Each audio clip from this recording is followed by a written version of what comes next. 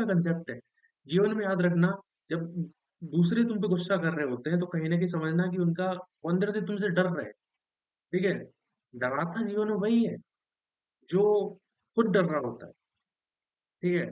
तो क्वेश्चन देखने में बहुत डरावना है, जो मैं बात कहना चाह रहा हूँ अभी समझ में आ जाएगी तुमको, कि an ideal gas undergoes a cyclic transformation starting from the point A and coming back to the same point. मतलब साइक्लिक प्रोसेस क्या होती है? एक प्रोसेस जहाँ पर जिस जिस पॉइंट से वो स्टार्ट हुई है, अगेन तुम वहीं पे आ जाते हो, ठीक है? उसको हम साइक्लिक प्रोसेस कहते हैं।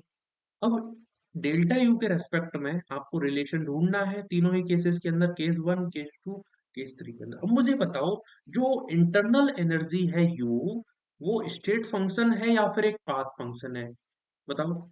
मेरे अकॉर्डिंग तो ये भाई साहब स्टेट फंक्शन है, तुम्हारा मुझे नहीं पता। अब स्टेट फंक्शन है, इसका मतलब ये इनिशियल और फाइनल स्टेट पे डिपेंड करेगी। इस पे डिपेंड करेगी इनिशियल और फाइनल स्टेट पे।